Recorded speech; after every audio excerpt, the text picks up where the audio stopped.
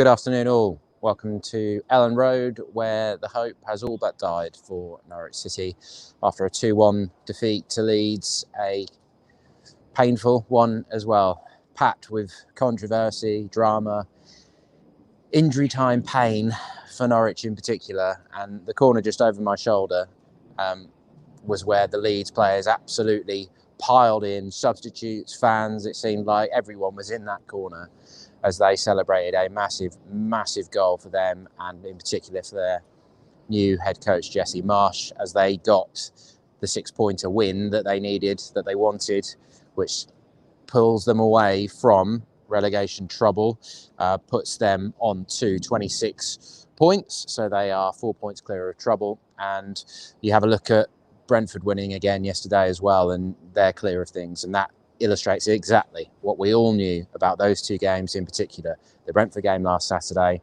Leeds here today, this Sunday. They were 6-pointers. They were must-win games. Norwich have lost them both, deservedly lost them both, and they're heading back to the Championship. It's very difficult to make any argument otherwise, because they have not shown the quality to suggest that they're going to be able to turn this around in the final 9 games of the season.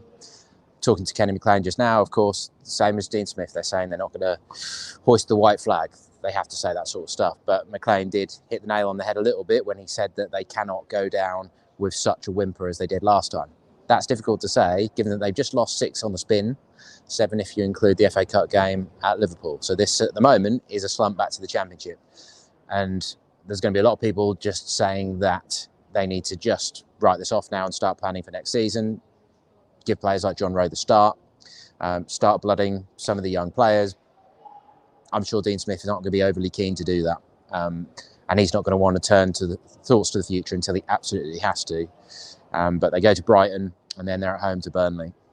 So they're still only 5 points adrift, because Everton ended up losing again today. They lost 1-0 to Wolves at home, so they are on 22 points from 26 games in 17th place, just above the relegation zone, but level on points with Watford.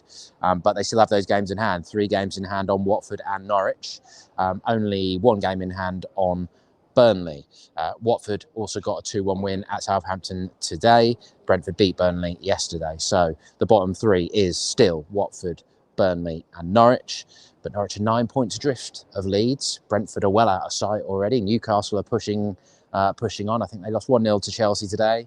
And I wouldn't be surprised if they end up finishing in the top half of the table the way they're going. That is a loss for them, of course. But it's just not happening for Norwich. They haven't, for all the effort, all the tactical changes, all the tweaks. Once again, we're seeing half-time changes for all the plans that just aren't coming off. Ultimately, it's coming down to quality. Leeds played a 4-2-2-2, which seems to be becoming the fashion nowadays, which is sort of it's pretty much 4-4-2, isn't it? It's a variation of, but I'd have said it was more of a 2-4-2-2, because the fullbacks were so high, Stuart Dallas, Luke Ayling, and bombing on and pinning Norwich's wingers, Sargent and Rashica back, and then subsequently the fullbacks as well, that they were so totally in control. They were only 1-0 up at half-time, and it could have easily been 4-0. They totally deserved this win. Norwich very nearly ended up getting something, but even a point wouldn't have made a huge difference. It would have given us something to cling on to during this 3-week break, but we all know the signs aren't there. It's going to take something absolutely exceptional now, probably one of the great escapes, maybe even the great escape, because they have still got tough games in the mix as well, and you just can't see that it's going to happen. And for the whole narrative around the club, all the self-funded stuff, all the recruitment, all the things that we'll talk about and have talked about a lot, and we'll talk about in great detail in the months to come, it just doesn't feel like it's happening, does it? And I think my quick recap of the game and the ratings and stuff are going to paint that picture. Stats-wise, Leeds had 53% of possession. They had 13 shots and 7 on target to 12 for Norwich and 4 on target. But the telling stat for me was 28 tackles for Leeds to Norwich's 12. Both teams made 3 changes. Leeds did start Patrick Bamford knowing that he's not fully fit. They just gave him that first half, basically, and he should have had at least 2 goals in the first half. His radar wasn't off. He's maybe still not sharp enough, but he certainly could have rubbed some salt into the wounds and made this a lot worse before he was taken off at half-time. Norwich were forced into 3 changes. Grant Hanley couldn't play today because he tested positive for COVID. He has no symptoms. There's no legal obligation to self-isolate, but he was told by the Premier League that he wasn't able to play. Now, I can't say I have a problem with that. Basically, the government has left it up to common sense, and to me, it seems common sense not to play football if you've tested positive for COVID. As frustrating as it is, as frustrating as it always is if you end up getting COVID or any illness. But if I'd have tested positive this morning, I wouldn't have been jumping in the pool car with the other 3 lads to travel up to Leeds and potentially put them at risk. So I've got no issue with that one really. But that forces a change in defence. So Ben Gibson comes back from being dropped in midweek for the Chelsea game after those 2 penalty concessions against Brentford. He was wearing the captain's armband today, and it didn't go well for him. Him and Kabak didn't really look to have much of an understanding. Christoph Zimmerman wasn't involved at all, neither was Sam Byram, which is a concern. Zimmerman had an eye infection during the week, and Norman was the other player to drop to the bench. Lucas Rupp came in, and Milot Rashica. They'd both come on and done well in the second half on Thursday against Chelsea, hadn't they? So no great surprise. But Norwich switched back to a 4-3-3, McLean on the left, Rupp on the right, and Leeds Malou, the deeper of the 3. And even when Norman came on at half-time, replacing Rupp, who was tiring perhaps, but was as bad as McLean, really. Either of them could have come off. Both had bad moments, both plenty of effort, but it wasn't happening for them. So it was a bit of a toss-up, really. And in terms of fitness, it probably made more sense to take off Rupp. Norman came on and was probably a little bit better. Norwich grew into the second half and were generally better, but they're not leaving here feeling particularly hard done by, other than the circumstances in which it unfolded in injury time, which I will come back to. I'm not going to give a man of the match today. In terms of ratings, I'll give Krul a 6 because he's not really done anything wrong. John Rowe can have one as well. He did hit the bar and showed some urgency. Had another shot after a nice turn as well.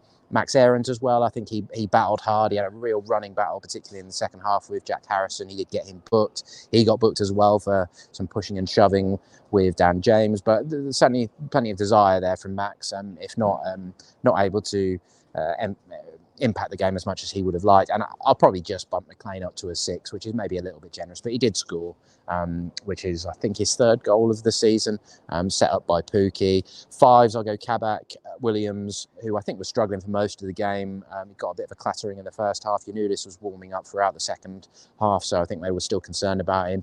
Rashica, Pukki does get an assist, did quite well to set up McLean for that late goal, and Rupp as well. But 4s for Leeds Malou, Sargent, who was pretty much anonymous, and Gibson for some pretty ropey defending, if we're being perfectly honest, which is a shame, really. He looks like a prime example of one of those players who just has lost confidence and is struggling in the circumstances, and knows that maybe his quality isn't enough to survive at this level up against obviously very good players, which is a shame when you think how well he played for a lot of last season and the way he was setting the tempo and the passing and things like that. And as much as there's a lot of anger and venting around, and there will be for a long time to come, there's some people who are absolutely sick of it. I think we all are to a certain extent, aren't we? But Gibson is a prime example of a player who you'd think, when Norwich go back to the Championship next season, is going to be a good operator at that level. I still think most of this squad will. It's just how much psychological damage is caused before that point, because it's not easy to regather yourself in the Championship. You think Tim Closer in 2016, he struggled when he first went down, didn't he? But I think with the likes of Jolis and Sargent and maybe even Rashica, who's only 25, you'd hope that their age profiles and where their careers are, that they should be able to kickstart themselves again in the Championship. But I won't go too far. Now, I've boiled down the match to a quick recap for you here, because there's absolutely loads that's happened. I'm sure you'll, torture yourselves with the highlights at some point. But these were the key ones. The opening goal in the 14th minute, scored by Rodrigo, but a long ball gets pumped forward. Patrick Bamford clearly was about half a yard offside. Kabak heads the ball into sort of nowhere, into no man's land. Bamford then isn't involved. James picks up the ball. Rodrigo takes it off him, thumps a shot, which deflects off Gibson and loops beyond Krul's grasp into the bottom left corner. That's reviewed by VAR. Norwich are furious. Goalkeeper coach Ed Wootton gets a booking for the protests because they think that Patrick Bamford is interfering in the fact that he's forced Kabak into an error. For me, that's open to interpretation. If you think about the one with Todd Cantwell against Leicester earlier in the season when the McLean header gets ruled out, that is open to interpretation as to whether Cantwell was active or not, isn't it? On this occasion, they've said that Bamford wasn't.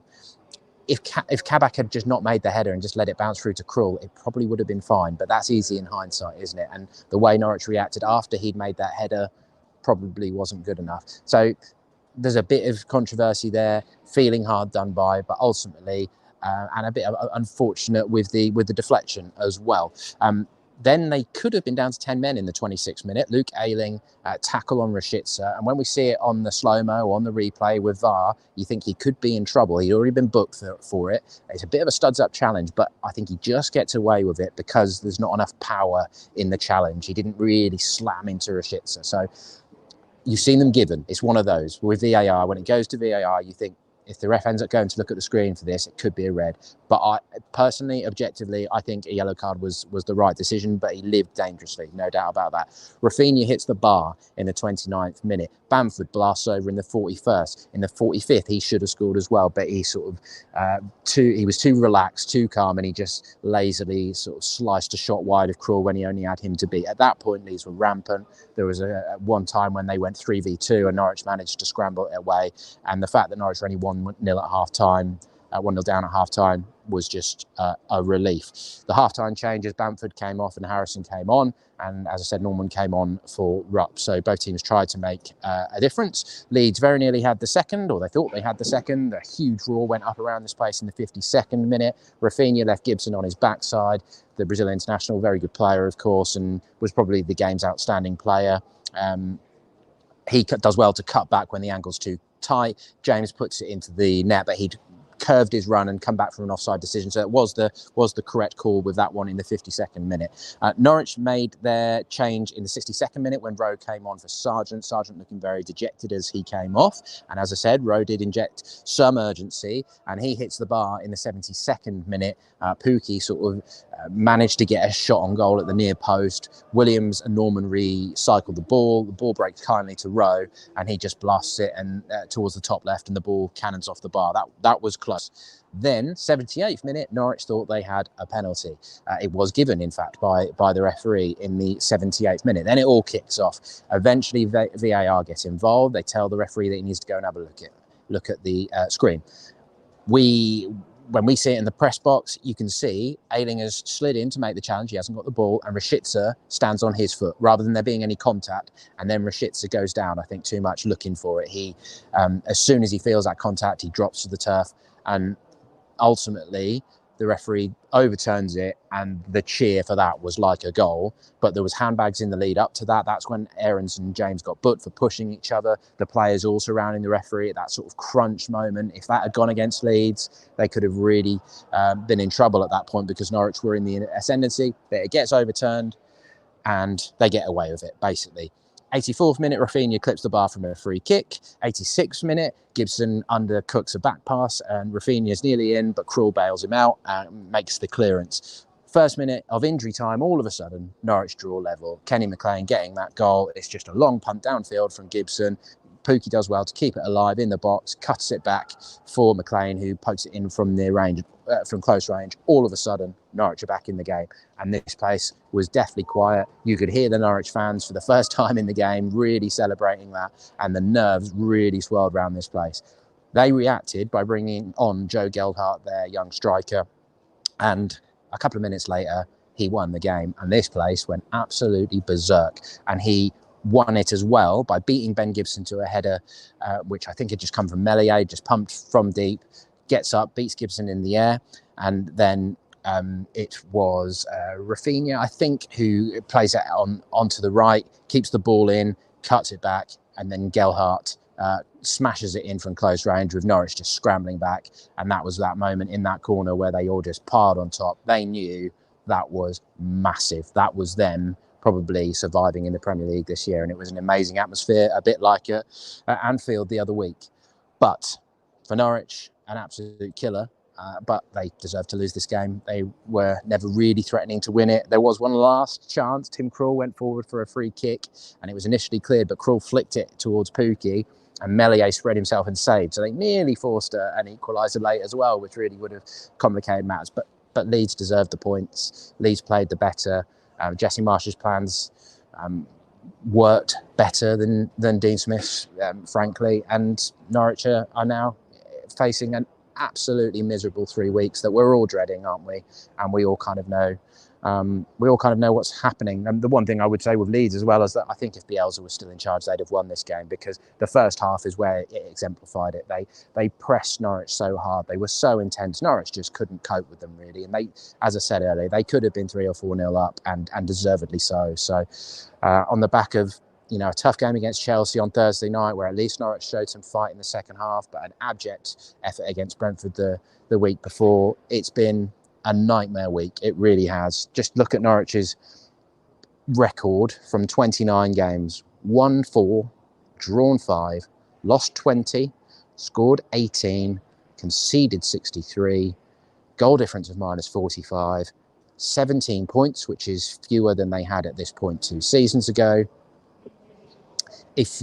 I heard Chris Gorham say this a few weeks ago, actually, on the scrimmage, that if you were not a Norwich fan and you looked at that team and just forgot what the name was and looked at them and pretended it wasn't Norwich, you would just say that team is down. And if you look at the run of results, you would say they've got no hope, would you? So it's over to them now. There literally is no pressure on them. Everyone thinks they're down.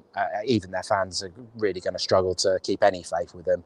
The only way they do anything kind of special now is by Everton continuing to implode and get nothing from Frank Lampard and perhaps some strange January transfer business. But I still feel that even if that happened, that Burnley would be the team who would grind the points out. But Watford getting a good result as well today. It's going to take a winning streak now. And they've got 3 weeks to dwell on this disappointment and find some way to pull themselves together and go to Brighton to try and get a result which sparks some life back into a season which has turned out to be a bit of a disaster, and that we're all going to be talking about for a long time to come. Thank you very much for watching. I should say, if you're still watching, because there's been a bit of a lengthy verdict, but I thought, given we've got the 3 weeks, that it was all right to go a bit longer. This might be my final verdict. I don't know yet. If you've not seen my tweet from a couple of weeks ago now, my time with the sports desk is coming to an end. I'm joining our news desk as a deputy news editor after 8 years on sport. I used to be a news reporter, so check out my Twitter account for the full details on that. But of course, these verdicts will continue with, I'd imagine it'll be Connor taking them on in the future, but I don't know when I'm finished yet. I don't know if it'll be the Brighton game, the Burnley game. Kind of depends when a replacement is in place, but I'm sort of job sharing for the moment. But I just thought I should mention it in the verdict here, really, on the videos, and at a really depressing time, unfortunately, much like these verdicts were 2 years ago when Norwich were getting relegated. I remember doing them in the car park after the behind closed doors games, after that 4-0 against West Ham when Antonio had scored the 4 goals and all that. But there have been good moments, of course, during last year, and I was particularly proud to try and give the view from inside the stadium during the pandemic when we were behind closed doors, which was pretty miserable as well, despite all of Norwich's success. And I've really enjoyed doing them. So I'll just say thank you very much for watching throughout. And there may still be a couple more from me yet, but we'll see. I don't want to say too much more about myself. For the time being, Norwich City are heading back to the Championship, short of a great escape. Thank you very much.